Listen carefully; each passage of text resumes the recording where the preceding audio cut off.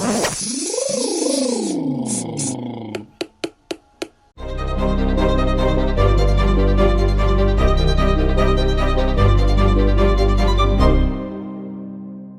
a todos, bienvenidos a Tras Bambalinas, un podcast para hablar de lo que hay detrás del arte y la vida misma, un podcast para ponerle micrófono a todas esas conversaciones que muchas veces tenemos con amigos, colegas, creativos, y un podcast sobre todo para hablar de esas cosas que pasan detrás del telón. Mi nombre es Eileen Redondo, maestra en arte dramático, y me encantaría que mis cómplices en este proyecto se presentasen antes de darle la bienvenida al invitado de hoy. Hola a todos, yo soy Sara Gallego González, licenciada en Artes Escénicas, y para mí es un honor y un privilegio poder compartir este espacio y este sueño con mis amigos y colegas. Hola, yo soy Brian Sepúlveda, soy licenciado en Artes Escénicas y soy un apasionado del teatro y todos los procesos que se desarrollan detrás de este. Hola, mi nombre es Fairis Melisa, soy maestro en artes visuales y artista visual. Bueno, en el día de hoy nos honra tener como primer invitado a un amigo de la casa, una persona que queremos, respetamos y admiramos muchísimo, un actor, director y dramaturgo de la ciudad de Medellín, Mateo Velázquez. Hola. Hola. No, muy emocionado, muy contento y además muy honrado de estar en este espacio, de ser el primer capítulo, ¿no? Sí. De ser el primero, o sea, ser el que abre. Entonces, para mí es un honor. Además, también saber que estoy siendo parte en este momento de un proyecto de mis compañeros, además de carrera, amigos. Entonces, es doblemente especial porque vamos a hablar, pues, un poco de lo que he venido haciendo, pero en el marco de lo que ustedes ya están haciendo, ¿no? Entonces es como de una manera hacer que dos proyectos se encuentren y se abracen y se den los piquitos. Sí, es muy rico, la verdad, muy rico como ver después de la universidad, como encontrarse uno con lo que uno dice, los colegas y las creaciones que pasan detrás y después de esos procesos universitarios. Entonces es muy rico, Mate, que nos acompañes en el día de hoy. Nosotros te conocemos, eres amigo de la casa, pero quisiéramos que también le diéramos un poquito de contexto a esas personas que se están acercando por primera vez a Mateo Velázquez. Entonces, ¿quién es Mateo Velázquez? Bueno, yo soy maestro en arte dramático de la Universidad de Antioquia, actor, pues director, dramaturgo, como lo acaban de decir. Llevo haciendo teatro desde los 13 años aproximadamente. Y actualmente soy director del colectivo teatral El Club de la Semana. Me dedico sobre todo a la dramaturgia, a la dirección, a la investigación escénica y a la docencia. También soy profesor. Un todero. Un todero, sí, un poco. Bueno, entonces aprovechando, ¿qué es el Club de la Semana y cómo surge? Bueno, el Club de la Semana es un colectivo artístico. Ahora lo denominamos un colectivo artístico porque ya estamos intentando integrar las artes plásticas con la música, con el teatro, que antes no lo hacíamos, antes éramos solamente un colectivo de teatro. Nosotros empezamos hace 12 años, en este momento el colectivo debe tener 12 años, más o menos. Empezamos siendo una banda de peladitos en una corporación cultural de Medellín que se llama Canchimalos, peladitos queriendo hacer teatro, probando un hobby para hacer después de salir del colegio, pues en las tardes después de salir del colegio, y nos terminamos amañando y ahora tenemos un colectivo artístico en donde tenemos alrededor en estos días lo estaba contando, tenemos 10 obras. Hemos creado 10 obras, en repertorio solo tenemos 2 en este momento, pero hemos creado alrededor de 10 espectáculos. Okay. Mateo, en cuanto a este rol de director, ¿siempre lo has tenido, siempre has querido o siempre has sido director, o en qué momento te empezaste a reconocer como tal? Ok, yo pensaría que, ve, qué pregunta tan bacana, yo pensaría que siempre de alguna manera lo he ejercido, incluso desde niño, porque desde niño siempre fui muy de jugar a los roles con los muñequitos, ¿no? De hecho tenía una bolsa llena de títeres y sentaba a mi mamá y a mis hermanos a ver pues como el show de títeres, y es algo que últimamente he reconocido, que de hecho está en Federico, cuando hay un monólogo en Federico, como siempre he sido un niño mandón, o sea, siempre he sido el niño mandón, siempre, ¿cierto? A veces... Ahí te entró perfecto. Ajá, sí, como que a veces ha sido bueno en ciertos aspectos, otros me dirán, este man tan cansón, pero siempre he sido el mandón, el que manda el juego, el que manda la parada, cómo se reparte esto. Entonces siempre he ejercido un poco ese rol de liderazgo, solo que cuando entramos a la puesta en escena, ya ese rol de liderazgo se vuelve también un camino estético, ¿no? Entonces también estás liderando, pero también estás dándole vía o curso o consistencia a una propuesta estética. Entonces yo puedo decir que me empecé a notar como director de teatro. Eso fue en 2017, cuando asumí la dirección del colectivo, del Club de la Semana, porque no era yo el director antes habíamos tenido otros 2 directores, ellos se fueron, y bueno, y quedé yo. Entonces ahí fue que empecé a ejercer la dirección y a darme cuenta que realmente me gustaba mucho, es como, listo, es normal que me guste tanto esto, sí, es normal. Entonces como que me encontré como director y también fue ir reconociendo poco a poco que, aunque me gusta actuar, mi rol en el teatro no es la actuación, y no es que lo haga mal, considero que no lo hago mal, pero no es el lugar que disfruto más estar en la cabina viendo la puesta ocurrir y estar en los ensayos y estudiar para la puesta en escena, más que ser el intérprete de la puesta en escena.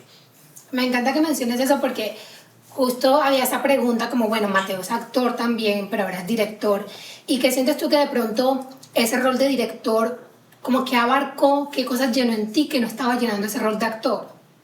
Yo creo que tiene que ver con que soy un insatisfecho. Siempre he sido muy insatisfecho, no me gustan, ustedes que son mis compañeros de la universidad saben que no me gustan las cosas fácilmente, no estoy de acuerdo con las cosas con facilidad. Entonces, claro, como actor hay que tener una gran capacidad y un gran don para, 1, la escucha, 2, la aceptación y 3, la confianza en quien dirige el proceso. Y pues sí, claro, hay como conversaciones ahí, como, o sea, confiar no significa dejar pasar todo, decir sí a todo, no poner límites, pero también es un, ok, confío en este proceso, por dónde va, voy escuchándolo, me voy dejando llevar.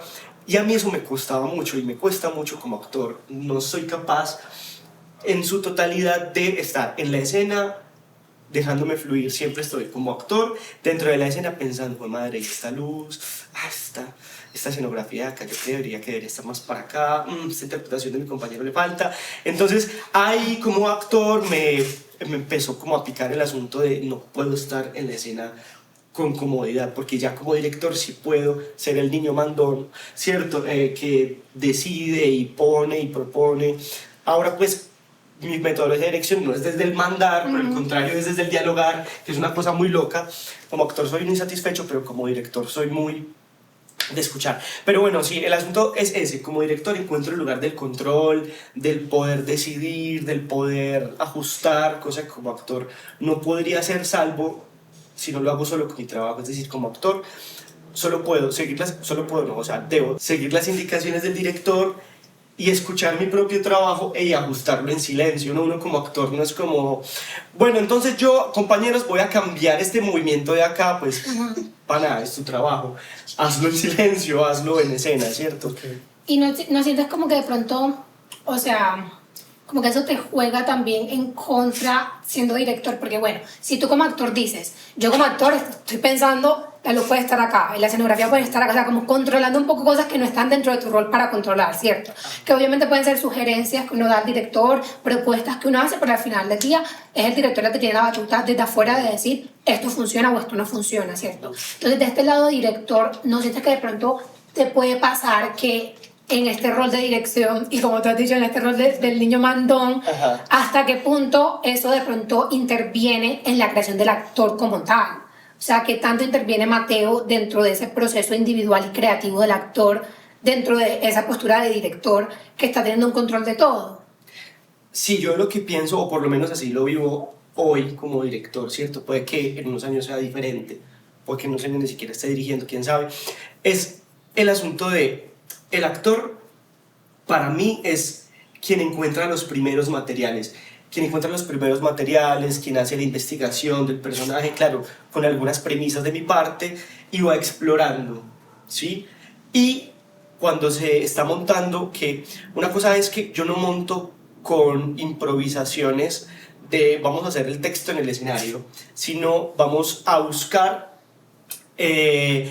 como esa quinta esencia del texto, como esa premisa del texto, como esa esencia, y vamos a experimentarlo en un laboratorio para ver qué encontramos. Entonces, eso empieza a ocurrir, el actor empieza a proponer, y yo como director lo que tengo que hacer es escuchar frente a lo que el actor me da, la premisa que yo tengo como director, cómo esas dos cosas pueden dialogar. Cuando eso ocurre, vamos ya a montar escena, ¿cierto? Partiendo también mucho del actor, un poco de mí. Cuando ya hay una escena, ahora sí empieza ese Mateo de esa mirada no allá, ojo con esta intención, el cuerpo aquí es acá, ojo con esta luz, vamos a hacerlo con este ritmo, lo que yo llamo el componer. Cuando estoy montando, yo lo que hago es, primero es una fase de experimentación, de exploración, lo que llamaría uno pruebas de escenario, luego vendría el montaje como tal, y luego la composición, ¿cierto? No sé, por ejemplo, Faires, que es artista visual, cuando se está dibujando, tú no haces el dibujo para terminarlo, no, tú vas explorando y luego cuando tienes unos materiales vas componiendo el dibujo, ¿no? O la obra como tal. Entonces ahí es donde, en la composición creo que es donde entra ya verdaderamente Mateo como el niño mandón, como no Santiago, si es el actor Santiago, puede ser que te guste mucho mirar para el techo, pero aquí no puedes mirar No me para el sirve. techo. Ajá, Eso no me funciona. Y claro que no es como no me funciona a mí, o sea, no le funciona la puesta en escena. Exacto. Una vez, por ejemplo, con Federico, con los músicos siempre habían estado como en el piso normal, ¿cierto? Y un momento en el que accidentalmente había unas sillas en el que nos podían prestar en el teatro para los músicos que eran más altas. Cuando yo los vi más altos, yo dije, claro, es que ellos tienen que estar más altos, o sea, compositivamente me funciona que estén más altos. Entonces, ahí a las siguientes funciones, a donde llegábamos, siempre pedíamos o sillas más altas o tarimas para los músicos, ¿cierto? Pero es como el, bueno, igual es que el teatro no está terminado del todo, pero es como el componer, ¿sí? Bueno, y ese tema de la dirección, ¿la buscaste intencionalmente o llegó a ti por casualidad? Yo creo que ambas. En primer lugar es, como siempre he sido niño mandón, en la universidad, en los primeros semestres, siempre le daba como evoluciones a mis compañeros de sus ejercicios, ajá, fui aprendiendo poco a poco a ser más amoroso con esas devoluciones, ¿cierto? A ser más aportante, que eso es madurar realmente, ¿cierto? Claro. Al inicio, que esa es la cosa del director, ¿no? Por ahí una escritora que me gusta mucho dice que el director de cine, y lo puedo llevar también al teatro, es un niño chiquito. Sí, es mandón, porque quiere recrear el mundo como él lo quiere recrear. Claro. Ajá. Como, exacto, como esto que está acá lo quiero poner acá. Luego uno se va dando cuenta que para la dirección es mejor renunciar a esta idea. Pero bueno, a lo que voy es a que siempre fui como de decirle al otro qué podría hacer, cómo podría mejorar, que eso es muy subjetivo porque realmente mejorar para quién, para mí, otro publicado de la misma edad. Bueno, el asunto es que eso uno lo fui descubriendo, y cuando ya tuve la oportunidad de dirigir y de llevar toda una propuesta desde mi dirección, yo dije, hombre, es que esto me gusta. O sea, ser mandón no era que fuera un fastidioso, es que había un instinto de director, claro, ahí, ajá, que claro, como yo estaba con mis compañeros no se podía desarrollar porque había un asunto de tú, ¿por qué me dices a mí que haga qué si somos compañeros? Somos lo mismo, somos en el mismo nivel. Exacto, entonces ahí uno se cohíbe. Pero cuando tuve un grupo a cargo, yo dije, ok, listo, esto me gusta. Y ya luego cuando empecé a dar clases y tenía que montar finales con estudiantes y tenía que resolver, por ejemplo, cuando trabajé en una escuela de actuación que hay aquí en Medellín, que semestre a semestre tenía por ahí de 3 grupos y tenía que montar una obra con cada grupo, y ahí sí era la que dirija, o sea, monte y monte y monte, y eso se va ejercitando y es un músculo y es una cosa. Y yo dije, ok, listo, sí, va, es esto. Mate, dijiste algo ahí que me llamó la atención, que es, claro, nosotros tenemos las visiones del mundo, ¿no? Y casi que queremos un poco como armar el mundo a nuestro alrededor de la misma forma en la que nosotros lo vemos. Es como que, bueno, esta es mi postura, esta es mi visión, yo. Un poco como que mi mundo empieza a verse así. Entonces, dentro de este rol del director, ¿cómo hace uno? Yo como que he tenido la oportunidad de la carrera en la U, pues el ejercicio de dirección, pero no el ejercicio activo de dirigir, o sea, de dirigir actores, de dirigir proyectos y todo lo demás.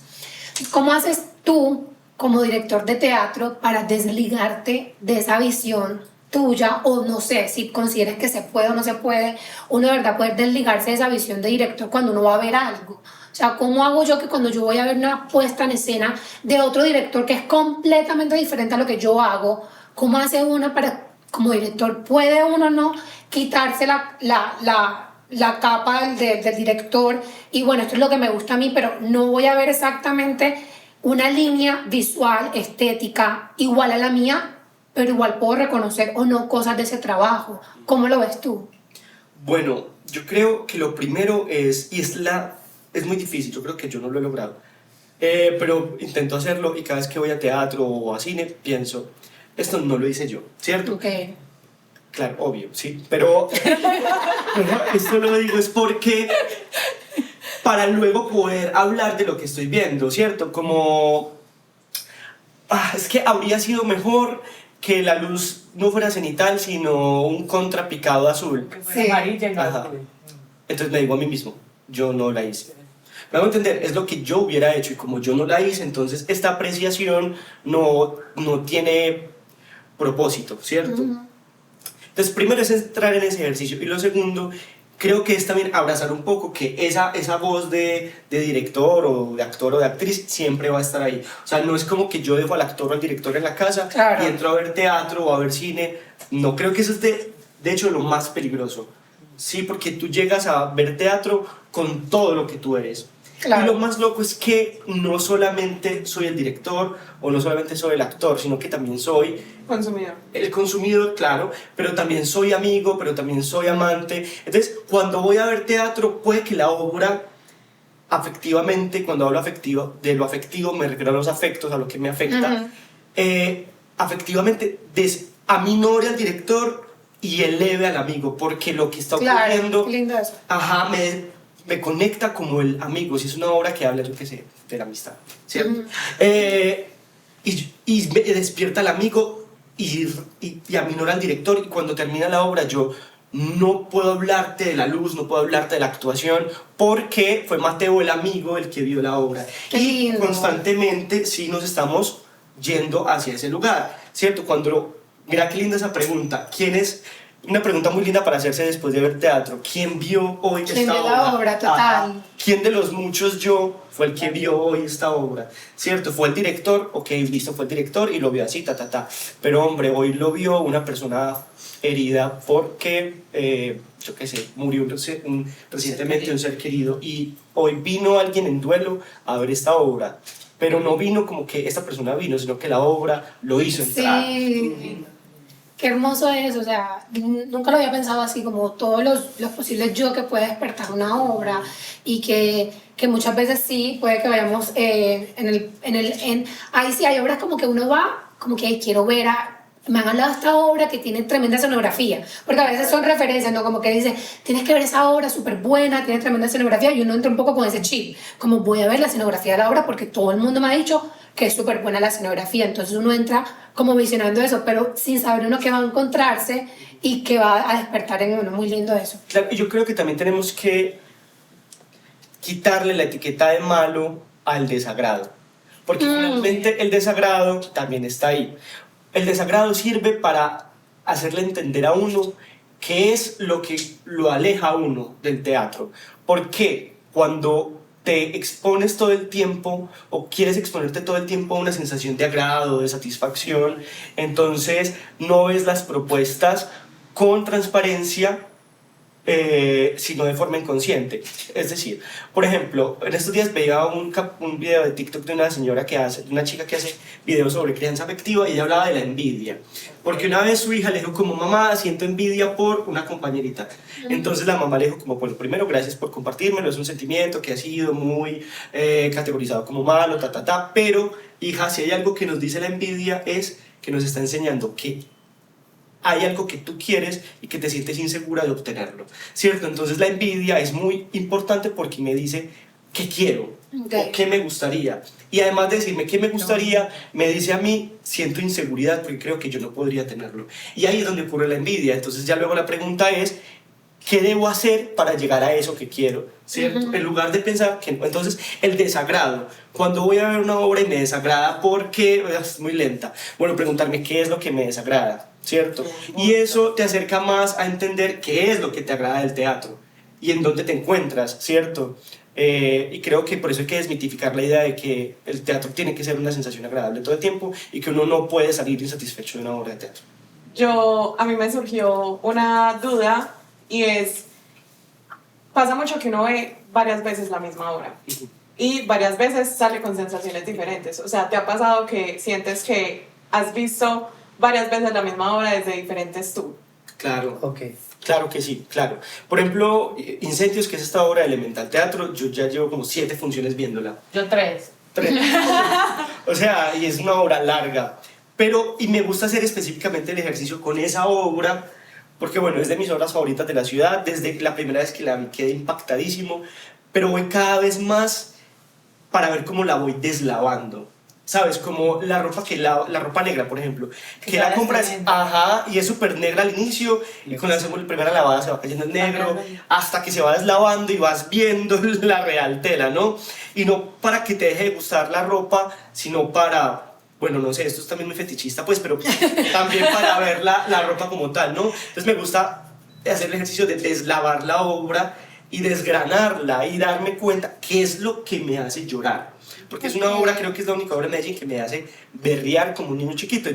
¿Qué es lo que me hace llorar? Y también el reto es en cuál de todas las funciones, a la función número qué, voy a dejar de llorar.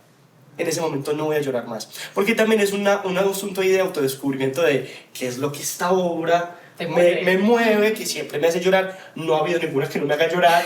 Pero entonces ahí el asunto es, que cada vez que la veo, además es una obra muy compleja porque es una obra sostenida sobre el mito, sobre la historia de Edipo, sobre el asunto ahí de la telemaquia también, es que cada vez que la veo, la desgrano más, tanto a nivel personal, pero también como director, como dramaturgo, e incluso como amante también de la literatura y de la cultura, ir comprendiendo, claro, es que cuando este personaje habla sobre el reconstruir la dignidad, es porque la visión del autor de la dignidad es esta, y que tiene que ver eso conmigo, y eso me pasó una vez, pero la primera vez que la vi me impactó mucho la historia, pero la segunda vez que la vi pensé mucho en mi mamá, en el significado de una madre, pues que es ser una madre, y a la tercera que la vi a los actores, es como deslavarla. Igual puede suceder que en la novena no llores, pero en la décima vuelvas a llorar.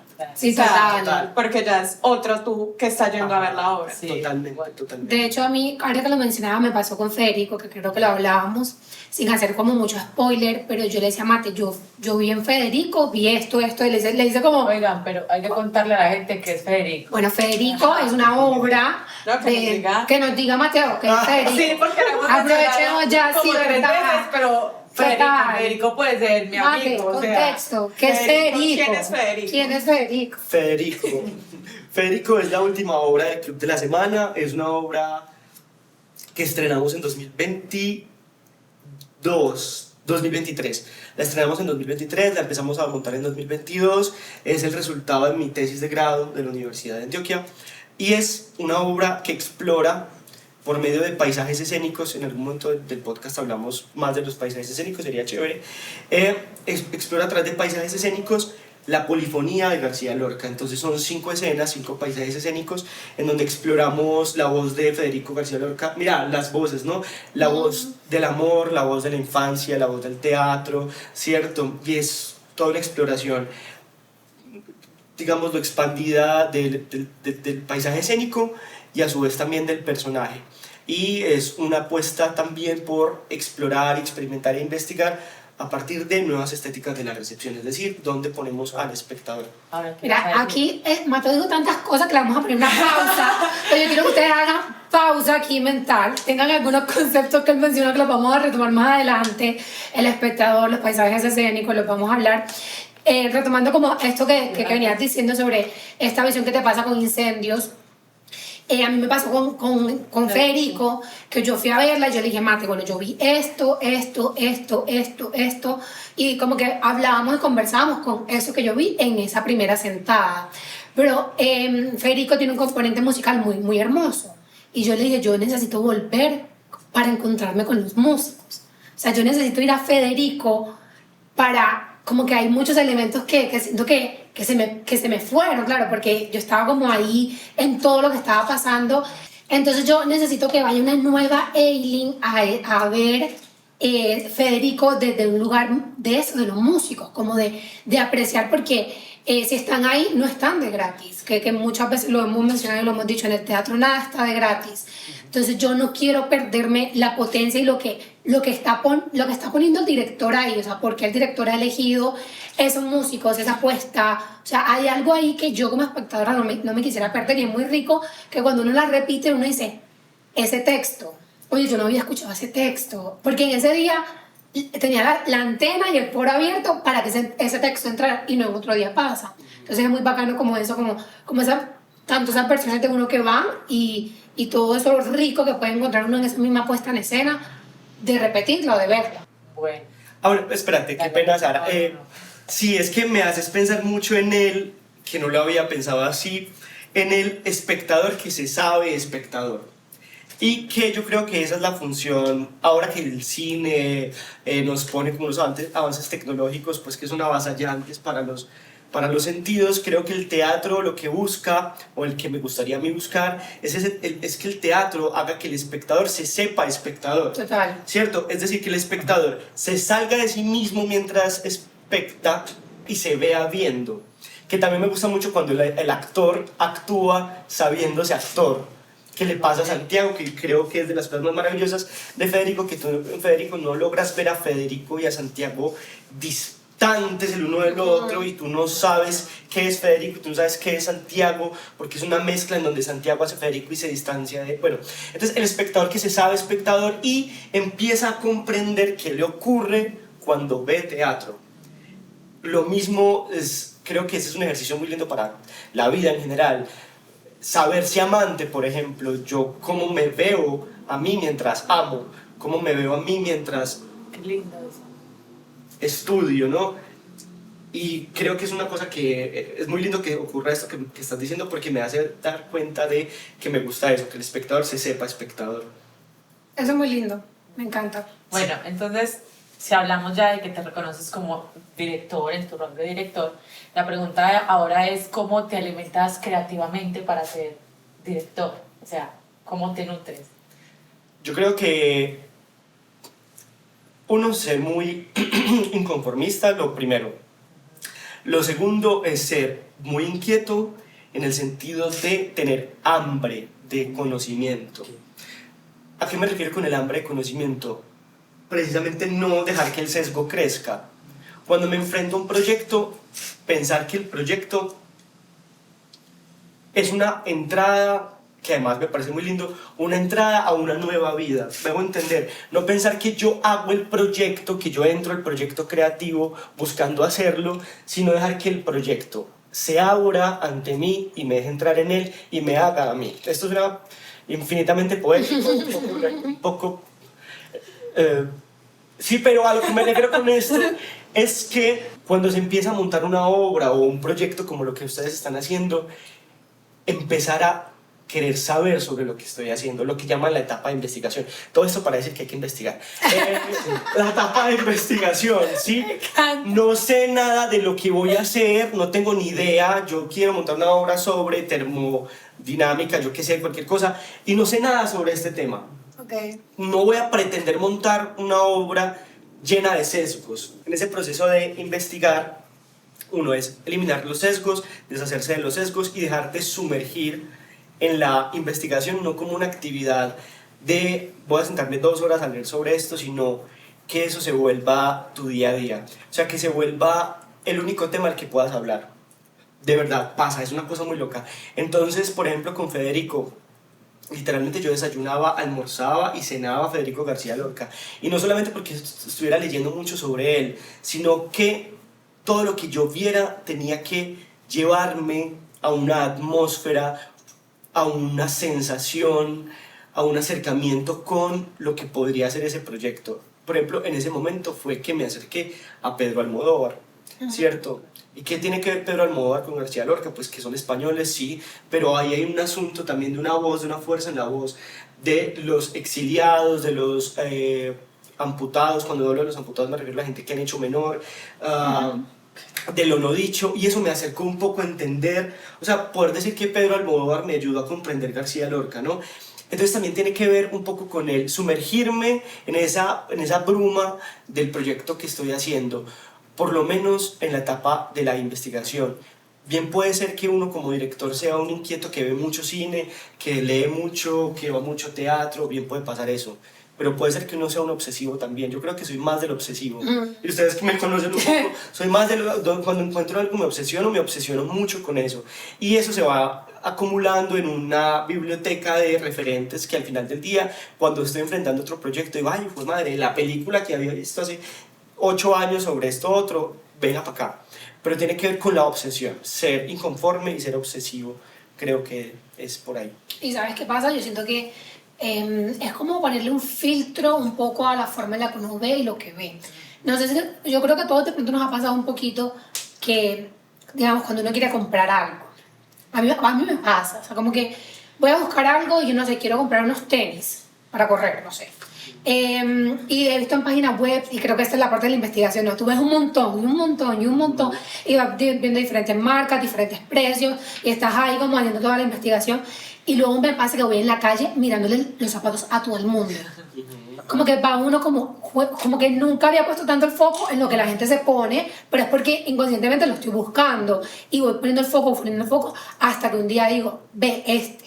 O llega en algún momento como que veo a alguien pasar y digo, esos son. O sea, como que hay como un proceso de esta búsqueda, de la investigación que casi que hace como una base sólida que se va poniendo como casi que inconsciente ahí, incluso cuando uno está en ese proceso no tan activo de voy a buscar tal cosa, como que aparece algo ahí que uno dice, esto funciona. ¿Y por qué sé que funciona? Porque ya hay un montón de material antes que me reafirma que eso funciona.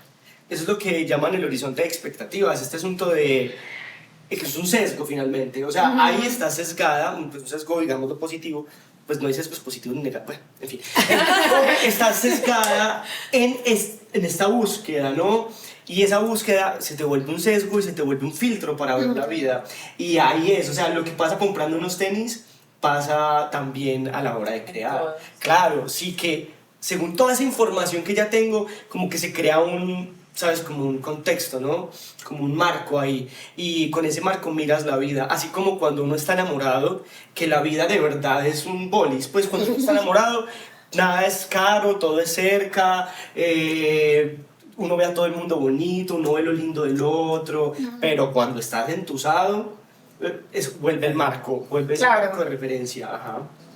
Teo, bueno, has hablado de un montón de cosas, acabamos de hablar de tus fuentes, acabamos de hablar, ahorita mencionaste el tema de paisajes escénicos, ahorita también hablamos como de todo el proceso que tú tienes algo que traes, una idea, tus actores traen también una idea y la juntan y en base a eso trabajan, ¿cierto?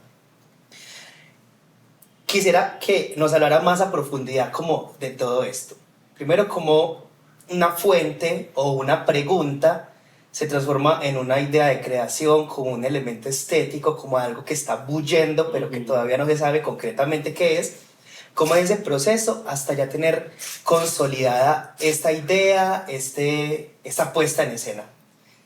Ok, bueno, hace poco vi un TikTok, soy muy consumidor de TikTok.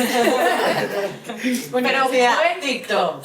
Pero no, y el malo también. El malo también, ahí que hay referentes. Es que es lo que digo, o sea, como someterse a todas las sensaciones, o sea, al desagrado. Si estoy viendo un video de alguien sacándose piojos, les juro que ahí hay algo para ver desde el desagrado. O sea, esto es lo que les estoy diciendo. Bueno, vi un TikTok de un man que decía como las buenas ideas no se apuntan. O sea, lo que es una buena idea no necesita ser apuntada. Es una cosa muy loca, claro. Entonces uno está todo el tiempo como anotando, uy, una idea, lo voy a anotar, qué rico, sí, chévere, porque tenés ahí un banco. Pero la idea que de verdad es buena es la que te genera una obsesión. Ok. Sí, me hago entender. O sea, este podcast seguramente no está, claro, seguramente estará en un corcho como el lugar al que queremos llegar, pero no como, ay, qué rico hacer un podcast. No, ya es una decisión hacer un podcast. No está anotado como, qué rico hacer un... No, está ocurriendo. Es una idea tan fuerte que no necesitó ser anotada. Entonces, creo que ocurre así con una obsesión. Con una idea, con una aparición, con una evocación que no me abandona. Ni cuando me acuesto a dormir, ni cuando me baño, ni cuando estoy en una cita, ni cuando estoy tomándome una cerveza con amigos. Eso está ahí. Eso está ahí. Se vuelve uno monotemático y se vuelve obsesivo. Y luego esa obsesión tiene que volverse acción. Claro. Ajá, ¿qué pasa? En mi caso, yo he querido montar muchas obras y de muchas obras he montado una. Pues me hago entender, o sea, como en muchas ideas se monta una y se monta la que encuentra las otras voces que me van a ayudar a contarla. Me hago entender. Por ejemplo, con García Lorca, yo quería montar a Lorca hace muchos años, como el 2017. Y empezamos en el Club de la Semana y empezamos con unas improvisaciones. En ese momento tendríamos 19 años, 20 años, no, terribles, o sea, malas. Y luego surgió otra idea de otra obra y terminamos montando otra cosa. Cuando surgió Federico fue porque Santiago, ya después de haber terminado el proceso de la universidad, todo, me dice como, yo quiero que me dirijas en un monólogo. Y le dije, yo te quiero dirigir en un monólogo. ¿Qué hacemos? Tapo. Santiago es el actor principal de Federico. Exacto. Entonces yo le dije, ¿pero qué? Y él me dijo, no sé, yo que veámonos en 8 días aquí a tomarnos una pola. No es obligatorio tener la idea de la obra, pero si cuando nos volvamos a ver la tenemos, magnífico. Cuando yo iba a salir, pasaron 8 días, cuando yo iba a salir a encontrarme con Santiago, yo no tenía obra, no tenía idea de nada. Pero iba a salir y me encontré un libro que yo tenía en la biblioteca que se llama Lorca por Lorca, y yo pensé, ay, Santiago se vería tan lindo con un vestuario español, y lo metí. Y se lo entregué a Santiago, yo, mira, hagamos esto. Y él me dijo, qué miedo. Y yo, siento que sí. Y empezamos a leer el libro juntos, así empezó Federico leyendo el libro juntos. Y había tanta emoción en Santiago y en mí que era ineludible hacer la obra. Había encontrado esa otra voz que me iba a ayudar a mí a contar esa. Y miren, era una idea de hace... Eso fue en 2022, estoy como de 5 años antes y que no había encontrado la otra persona. Yo creo que yo necesito mucho, para que la idea empiece a concretarse, necesito de un equipo, pero que el equipo de verdad se obsesione tanto como yo con la idea. Y ahí empiezan ya las exploraciones, la la bli bli bli, pues todo lo que tiene un proyecto, todo sí, creativo, pero finalmente creo que, por lo menos en mi caso, necesito otros 5 peludos que se quieran tirar al mismo hueco. ¿Y cuándo sientes que la obra está concluida? Que tú dices, ya, llegó el punto. O Ese es el momento para mostrarla. ¿O no? Es lo que estoy, o no, es lo que estoy aprendiendo. Imagínense que una vez estaba yo con Luz Daria Alzate, que era mi asesora de grado. Gran maestra, Luz Daria Alzate. Ajá, que era mi asesora de grado, estamos haciendo un work in progress. Estábamos hablando de no sé qué, de una escena. Y yo pues estaba como, bueno, y creo que le voy a poner esto de aquí no me gusta, creo que esto le hace falta fuerza. Y llegó Luz Dari con ese amor que la caracteriza y su buen uso del lenguaje y de lo paraverbal. Y me dijo, Mateo, hay que saber cuándo parar. Y yo le dije, Sí. no sé cuándo parar, le decía. Él me dijo, en algún momento tienes que parar. Y todavía me cuesta entender cuándo paro, incluso todavía en los ensayos. Puede ser, incluso tuve una discusión con un técnico de un teatro hace poco, por lo mismo, faltaba como 20 minutos para empezar función, y en ese momento yo dije, hay que poner telones. Esta no es hora de poner telones, esta es la hora de hacer el cambio que haya que hacer. O sea, si yo digo, esta escena se elimina, faltando 10 minutos, se elimina. ¿Me hago entender? En Antiescuela yo cambiaba El niño mandó. El niño mandó. Con la Antiescuela yo cambiaba el orden de las escenas faltando 5 minutos para que la gente entrara a función. Pues para que el público entrara, yo reuní a los actores o en voz a voz, les decía, la primera escena va de cuarta y si hay que hacerlo se hace. Pero creo que también es un poco negativo en ciertas ocasiones. Entonces todo esto para decir, todavía no sé cuándo terminar. Y Mate, ahí como... Espere, contexto. Antiescuela es Ah, la obra otra, anterior otra. del Club de la Semana. Eso. Epa. Mate, y a mí me surge una pregunta porque, claro, que yo piense en un director que me va a decir 5 minutos antes de la función, hay que cambiar esto, claro, te pone a ti en un lugar ahí como de un medio abismo que buscas tú en los actores con los que tú trabajas. O sea, qué cosas para ti son, no sé, muchos directores podrán decir la disciplina, que lleguen puntualísimos, ¿qué tal?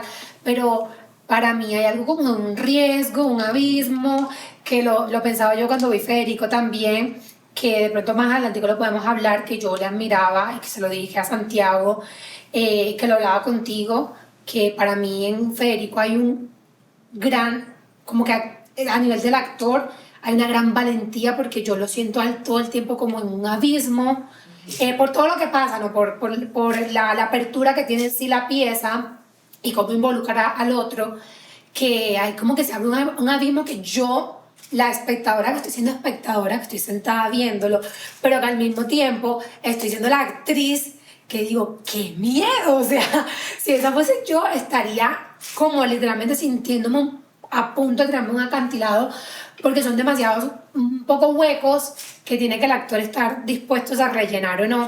Entonces, como que busca Mateo en un actor con el que trabaja. O en su equipo de trabajo, no solamente en ambos. Ah, sí, no, en todo el equipo. Yo lo que busco precisamente es eso, personas con muchas ganas de darse contra la pared. Pero me refiero a... Ustedes tienen ganas de darse contra la pared. Aparte del equipo de Mateo Velázquez. Me refiero a personas que quieren conocer el límite, que quieren conocer el límite, que quieren explorar lo que se puede y lo que no se puede, que quieren saber qué puede pasar. Creo que también es un poco esa idea del niño que abre el pájaro muerto, pues como ahí, como yo no sé qué, pero quiero saber qué. Y eso tiene mucho que ver también con él. Entonces ahorita hablamos del espectador que se sabe espectador, esto tiene que ver mucho con el actor que se sabe actor.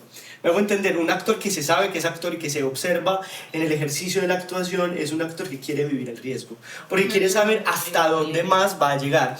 Y eso es lo que pasa con los chicos del club, lo que pasa con Santiago también, en Federico, y es una vez hubo en un final, uno de los tantos finales de Federico, pasaron cosas muy voltajudas. Y Santiago pues acabó muy alterado, todo se puso muy tenso, y cuando la gente ya se fue en el camerino yo le dije a Santiago, vamos a cambiar el final. Y Santiago me dijo, ni por el berraco. Me dijo, Como ¿qué déjame sufrir esto, déjame... El otro ¡Qué niño chimba! El otro niño mandón. Y yo dije, ok, vale, o sea, y Santiago en esa obra todo el tiempo está mirando hasta dónde más es capaz de llegar. Y me sorprende mucho a mí también, o sea, hay momentos en donde yo le tengo que decir a Santiago, hey, un poquito más de freno. Sí, porque él tiene esas ganas de probar los límites de la actuación. Es un actor que se sabe actor, y como se sabe que es actor mientras actúa, una cosa y que va hacia el infinito, quiere probar los límites del lenguaje actoral. Entonces se pone en ese lugar, y lo mismo pasa con los chicos del club. Yo no busco el actor más prodigioso, el más verosímil, el que mejor baile, el que mejor cante, el más creíble. Yo busco un actor con hambre de conocimiento, con sed de saber hasta dónde puede llegar. Creo que en el equipo en general también. Hablando un poquito sobre este tema del espectador, ¿cómo ve Mateo, el director, al espectador? Es algo que estoy descubriendo todavía. Y todo el tiempo, miren, uno quiere gustar. No nos vamos a decir mentiras, uno como actor quiere que su trabajo guste, uno como director quiere que su trabajo guste. Y ha sido difícil como distanciarme un poco de eso porque todavía quiero gustar, pero estoy buscando encontrar en el espectador, aprender a ver al espectador con horizontalidad, es que verticalidad, con horizontalidad en el sentido de no quiero sesgar a que la persona que viene a sentarse acá es una persona que va a comprender la obra o es una persona que le va a gustar, sino que es una persona que viene aquí a ver, como una vez se lo decía, no me importa quién, yo quiero que mi teatro sea un buffet, fue a ti, ¿no? Tal vez. Que sea estilo buffet, hay mucha comida en la mesa, sírvete lo que te gusta y cómete lo que te gusta, no te lo tienes que comer todo, escógete el pancito que más te guste, el de aquí, lo de allá, y ármate tu plato, porque, y de ahí viene un poco también el paisaje, de lo que estás viendo y lo que estás sintiendo, escoge lo que te gusta. Y una vez me pasó que me llegó un comentario de una espectadora que era actriz además, que dijo que Federico era una obra muy incómoda, y sí, es incómoda, todos lo sabemos, pero dijo como que el lenguaje poético era muy arriesgado porque mucha gente no lo iba a entender, que gente que no era de teatro no lo iba a entender. Entonces yo pensé como, ¿qué afirmación tan arriesgada la de esa Uf, persona.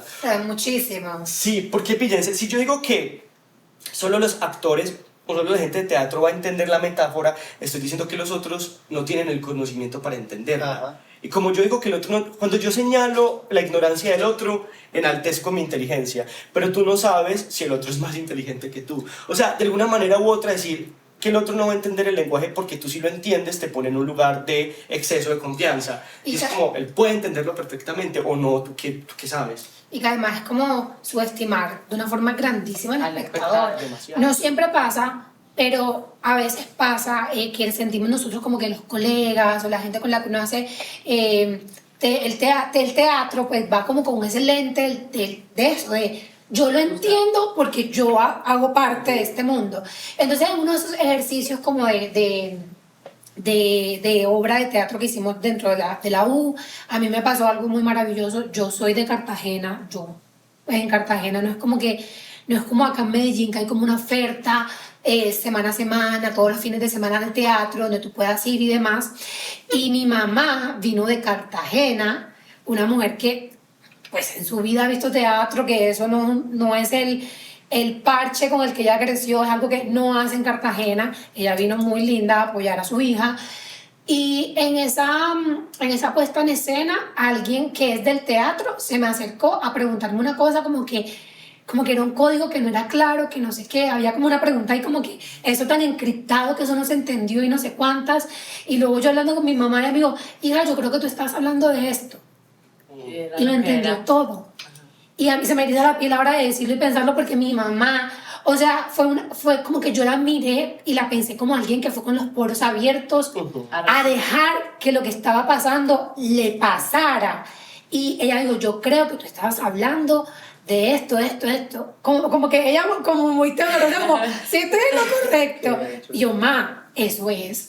Sí. Y además de que sí era la pregunta, es muy maravilloso ver como yo decía, pues madre, como ella, o como que le cogió, y una persona que dice uno del teatro, que consume teatro, que ve teatro, creyó que el código era muy encriptado para que la persona común lo entendiera. Yo me quedé como ahí pensando en eso, como, yo creo que lo encriptaste tú. Sí, Sí, o sea, como que, Hace parte de los sesgos. sí, como que ese código ahí enredado se lo diste tú, porque yo pensé en mi cabeza como, luego cuando mi mamá me hizo esa retroalimentación, yo, pues mi mamá no entendió. ¿Qué te hizo eso, no? Sí, es que es muy loco con eso con esa idea que tenemos de las personas que no han visto teatro antes.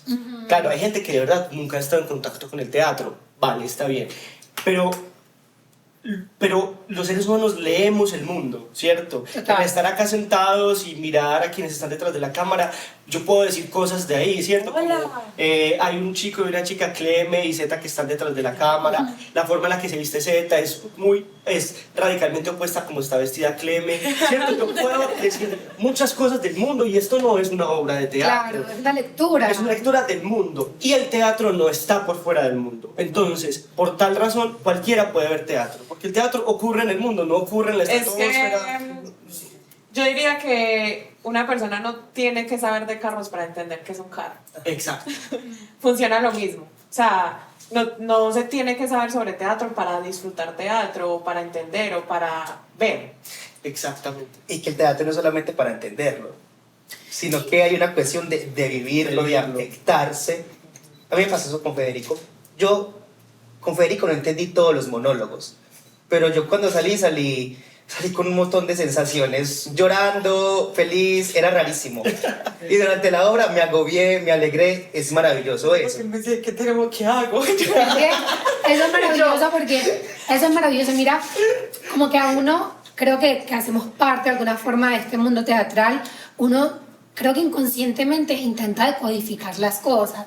Yo me acuerdo que cuando yo me senté con Mateo a decirle, como hablar de Federico, lo primero que le dije fue, yo creo que no entendí nada.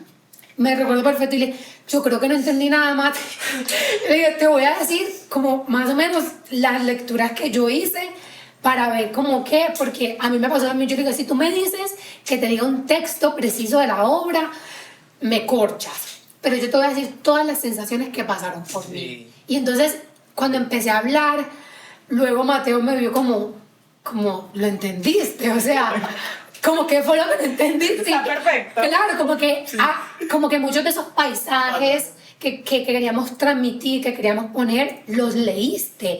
Pero era porque yo de verdad salí con esto de qué era lo que decía el texto, o sea, como muy de la configuración que uno tiene que hacer.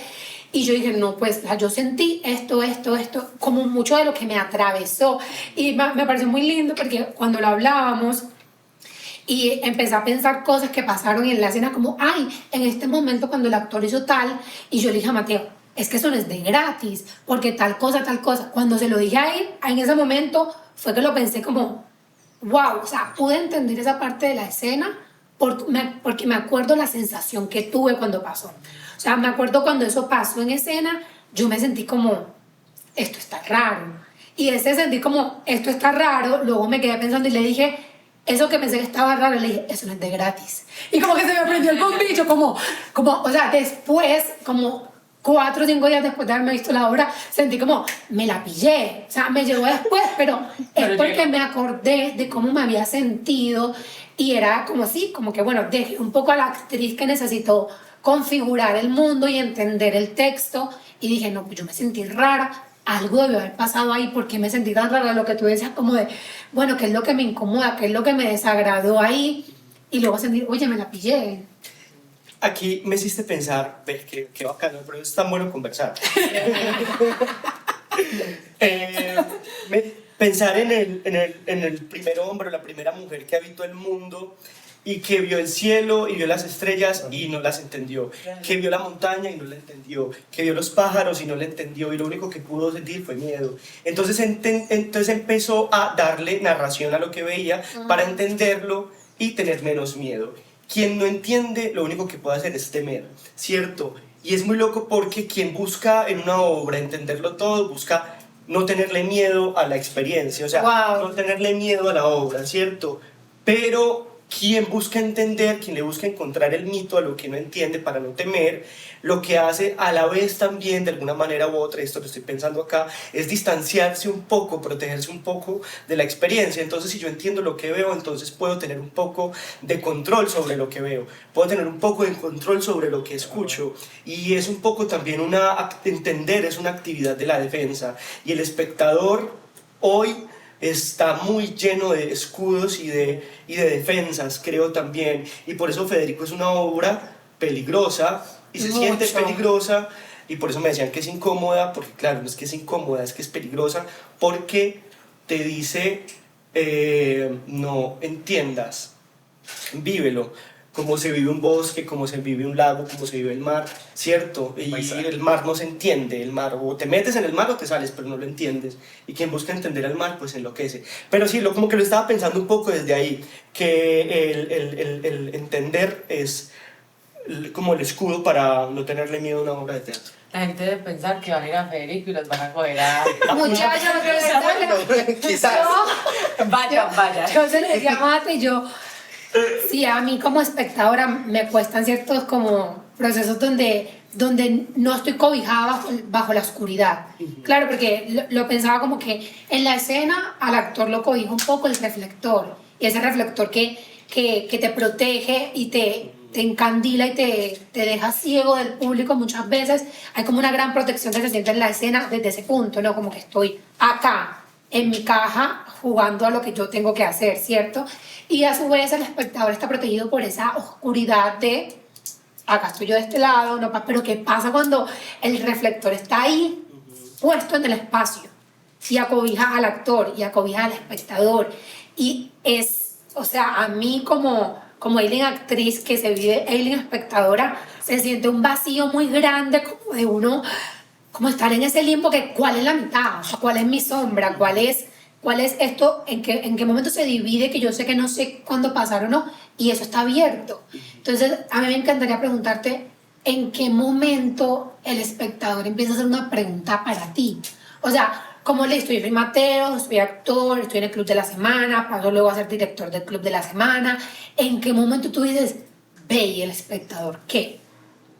Con la antiescuela que fue la posibilidad de explorar la improvisación, la creatividad, o sea, la premisa de Antiescuela era que la creatividad no es algo que solamente tienen los artistas, sino que todo el Todo el tiempo mundo. estamos creando, ajá, que cualquier persona todo el tiempo está creando. Hablar, esto que estoy haciendo no es más que otra forma de, eso lo decía Stephen Akmanovich, es otra forma de hacer jazz. El jazz son frases, notas musicales, frases musicales que van una tras otra, y lo que hace el músico es, con frases que ya conoce, arma entramados nuevos. ¿Y qué es la conversación sino lo mismo? Hablar con palabras que ya conozco, con frases que ya conozco, y las hilo en el tiempo de forma espontánea. Hablar es una forma de jazz, lo dice Stephen Akmanovich. O sea, todo esto para decir, todo el tiempo estamos creando. Entonces la premisa de Antiescuela es, crear no es solamente de artistas, ser creativo no es solamente de artistas.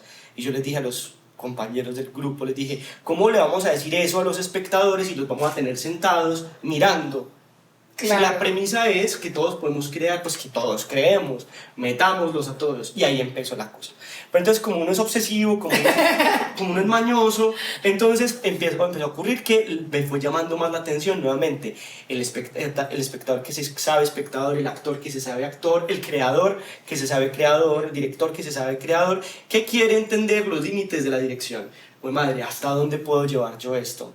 ¿Cuál es el límite? Hay que saber cuándo parar. ¿Cuál es el límite?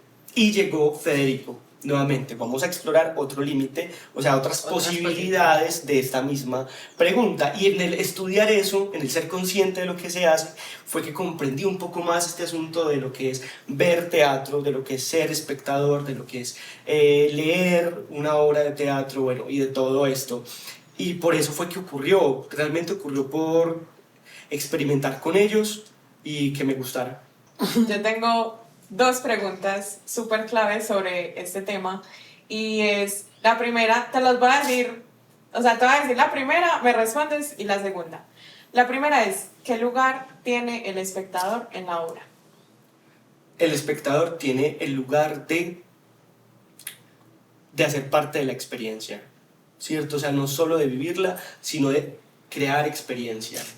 Que en Federico pasa, en Antiescuela pasa, no solamente vienes a vivirla, sino a crear también experiencia.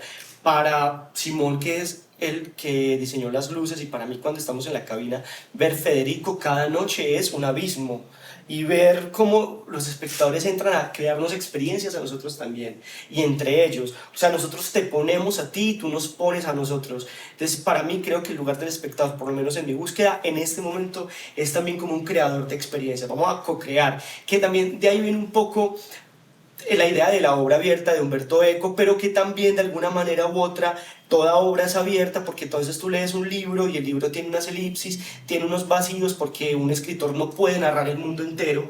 Sí, evidentemente tiene que haber unos vacíos, y ahí entras tú como lector o lectora a llenar esos vacíos, a concretar lo que no está concretado. Y en ese momento en el que tú entiendes, cuando Gabriel García Márquez dice ¿cómo es que empieza 100 años de soledad? Empieza Hace muchos años, frente al pelotón de fusilamiento, No sé qué. No. Vamos, por ahí. habría de recordar aquella tarde en que mi padre nos llevó a conocer el hielo.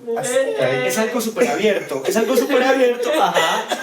Muchos años después, busquémoslo, lo podemos hagamos el ejercicio. El internet, usémoslo. Esa frase me encanta, es un inicio de un libro brutal, que es increíble, 100 años de soledad. Pero es que ahí, solamente en esa frase, hay un montón de cosas abiertas.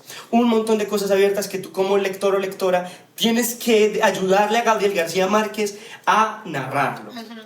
Porque si tú no llenas lo que está vacío, la obra no ocurre. Toda Tú obra estás está pintando el abierta. resto. Tú estás pintando el Sí. resto. Solo sale Ajá. muchos años después, frente al pelotón de fusilamiento. ¿Muchos años después de qué? Claro, ya hay un primer... El coronel Aureliano Buendía había de recordar aquella tarde remota en que su padre lo llevó a conocer el Ok, hielo. lo narré en primera persona. Tarde remota es cuándo. ¿Cuándo? Hace 10 años, hace 5 minutos, hace 20 años, ¿cuándo? Esa es la sensación Ajá. permanente con 100 años de soledad, la temporalidad. La Hay temporalidad. Y eres tú quien tiene que ir poniendo tu idea de temporalidad, ¿cierto? Entonces, hay nuevamente el espectador que crea experiencia, y es la propia, ¿no? Y cuando se lee, pues tú estás creando tu propia experiencia. Salvo que en el teatro estamos leyendo juntos, ¿no? O Es un libro que leemos todos juntos, viviendo todos juntos. Viviendo. Bueno, y la siguiente pregunta es, ¿cómo sientes que ha reaccionado el espectador frente a tu pregunta? De muchas maneras. Pues ha sido muy lindo entender que hay gente a la que le fastidia demasiado, porque nuevamente estoy en el ejercicio de entender que el desagrado hace parte de Hace tu parte. vida. Ajá, te desagrada súper bien, esa fue tu forma de verla, desde el desagrado.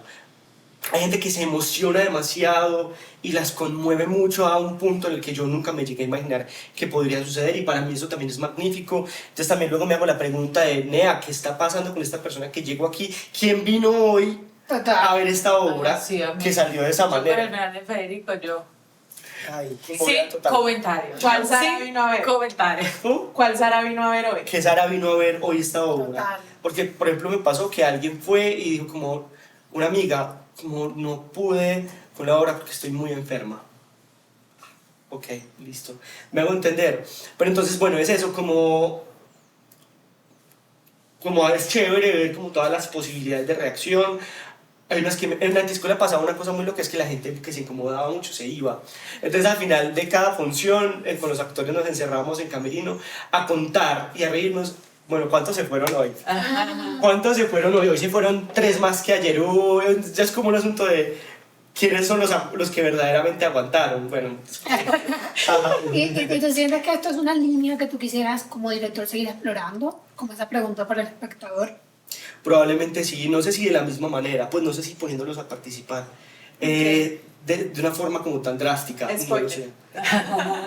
De una forma tan drástica, pero yo creo que siempre va a estar en mi mente el espectador, no como por darle placer, sino por buscar crear experiencia. De alguna manera u otra, es que ser director es ser el primer espectador.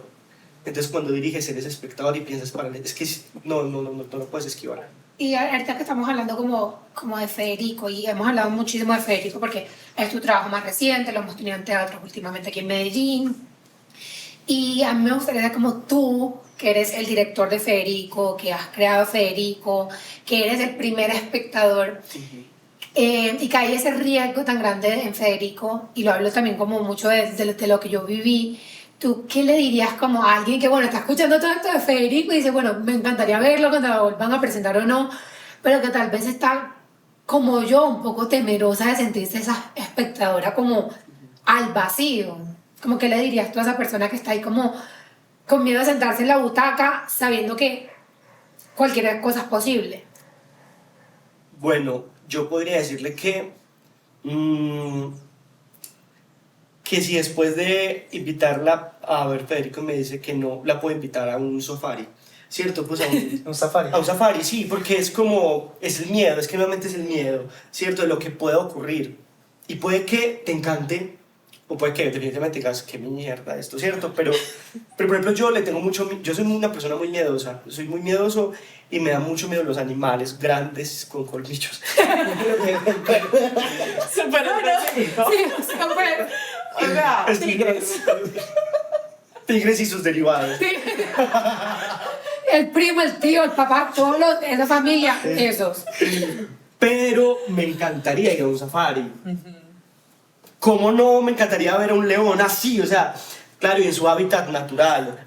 Claro que me encantaría. Y puede que me coma. Y ojalá no, ¿cierto? Y seguramente no, todo está controlado para que no me coma. Pero a lo que quiero llegar es a que no puedo cohibirme de la experiencia safari por el miedo. Ajá. Claro. Pero también lo puedo hacer, simplemente no voy, o sea, no he ido a un safari en mi vida. Y es como, bueno, a ver. Pero no te amigo, quieres cohibir. Pero no me quiero cohibir. Sí. Pero ocurrirá cuando te haga ocurrir. Si a mí me llegan y me dicen, mira, te voy a regalar ¿Se viajar a África? Ajá. Este safari. En ese momento decidiré si quiero ir o no. O sea, por el momento no voy a comprar una boleta para ir. Por el momento no. Por el momento no, pero si ocurre y me tengo que enfrentar a eso. Una vez con Bernarda Alba, una obra en la que actuó, íbamos a ir a un festival en la selva, ¿cierto? En el Chocó. Nuevamente, tengo mucho miedo a los animales que me puedan asesinar. Sí, serpientes, mosquitos, bueno, mucho miedo. Y para mí era como... yo creo que me voy a salir, yo creo que yo no voy a hacer esta función, pero también era como no voy a conocer la selva, pero no, qué miedo, yo que ando descalzo en la obra, que me pique algo, pero yo quiero, y finalmente no ocurrió, entonces pues no sé qué va a pasar. Solamente hasta que ocurriera podría saber qué pasaría, así que le diría a esa persona como, bueno, no quieres hoy, está bien, ojalá en algún momento quieras, y te animes y pagues la boleta y vayas. Muy bien. Mate, me encantaría como que antes de que de pronto vayamos como cerrando, tú mencionabas ahorita como los paisajes escénicos, no, me gustaría como que no nos vayamos sin que hables un poquito de eso, de los paisajes escénicos, que dijiste que sería chévere mencionarlo y hablarlo.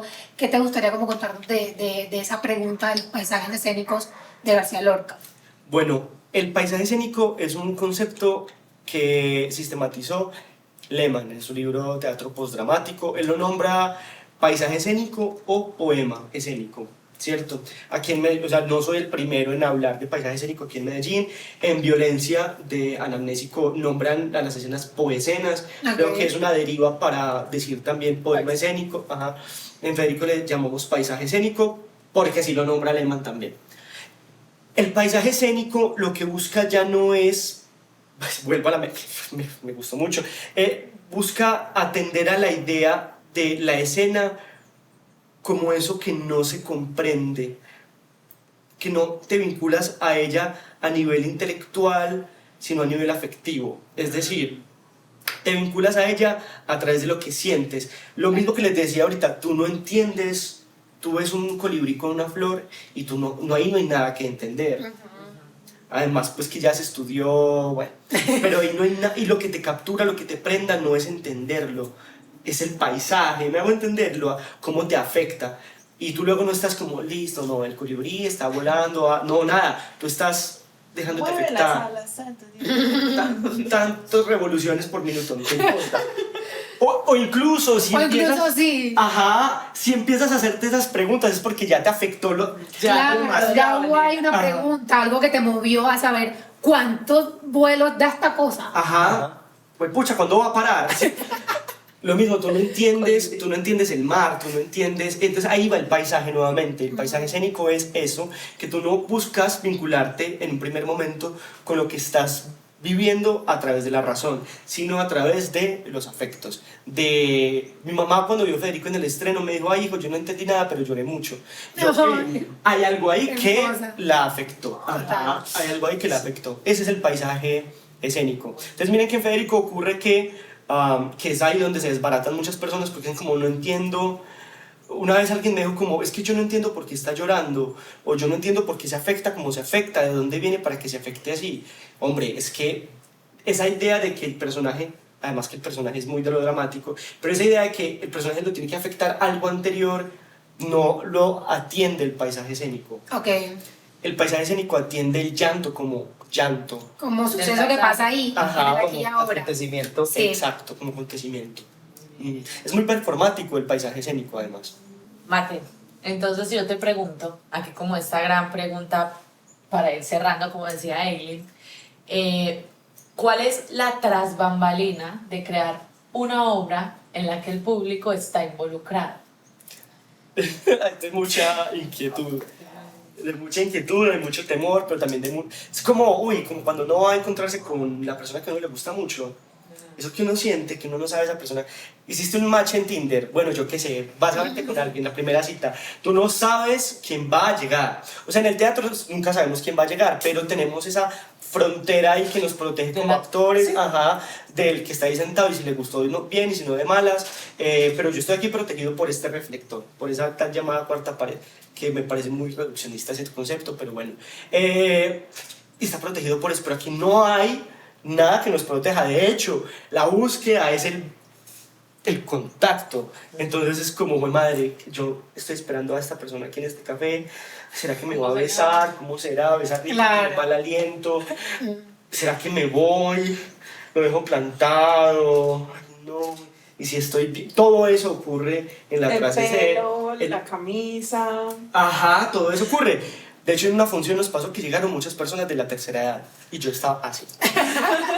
¿Qué va a pasar? O sea, hay un gran vértigo de tu lado también. Claro, obvio, porque es como, porque la obra se puede caer. No, afortunadamente pues la obra salió bien, llegaron unas cuantas personas más jóvenes y bueno, ocurrió. Pero está eso, creo que esa es la transbambalina. Mira que es muy Como loco la porque incertidumbre.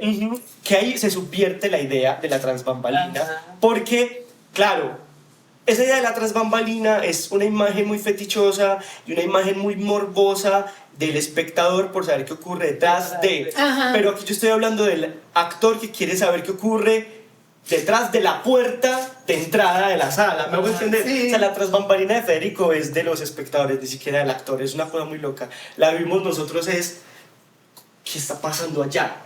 ¿Qué está pasando allá? ¿Quién va a llegar? ¿Cómo se está viviendo ahí? Es muy loco eso, es una subversión ahí de nuestras bambalinas. ¿Algo más que nos quieras decir? No, Contar, pues- opinar? Sí, algo que te faltó por decir, por Este es su hablar. momento. Algo que Mateo diga, ve, a mí me encantaría Yo necesito decirle que esto al todo el mundo. sepa esto, o nada, estamos bien. No sé, a ver. Tengo que aprovechar muy bien mi tiempo. Tengo que aprovechar muy bien mi tiempo. No, pues voy a hablar de una cosa pues que acabé de pensar ahorita, antes de llegar acá, de una cosa que dijo Alejandro Jorowski en una publicación de Instagram, un señor ya con 80 años y con Instagram. Decía como, por hablar de cualquier cosa, como lo que crees que te posee, no, como es, lo que crees que posees realmente te posee a ti.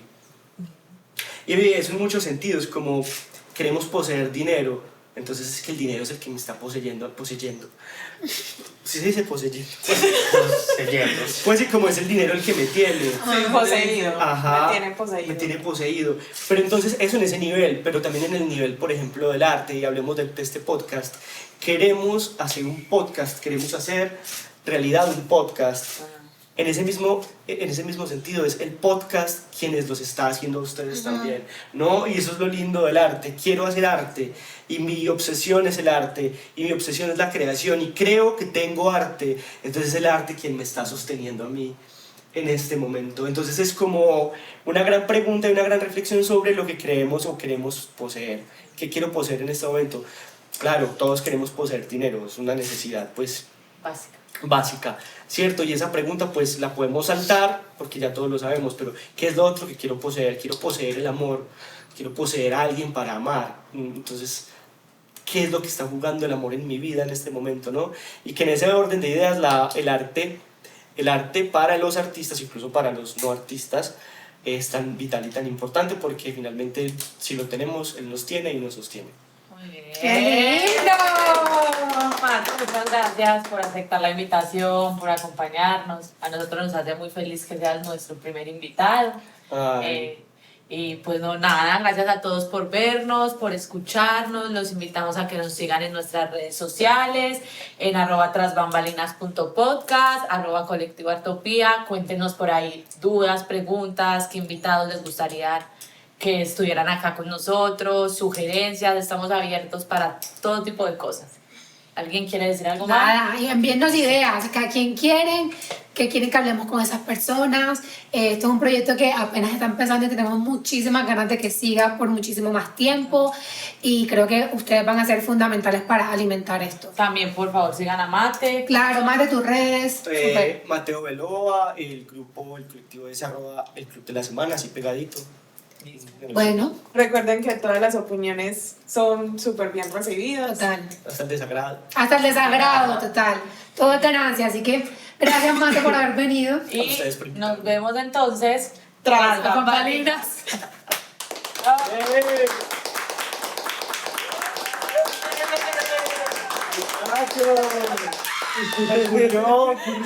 Ocurrió. ¿Qué? Ahora sí vamos a grabar.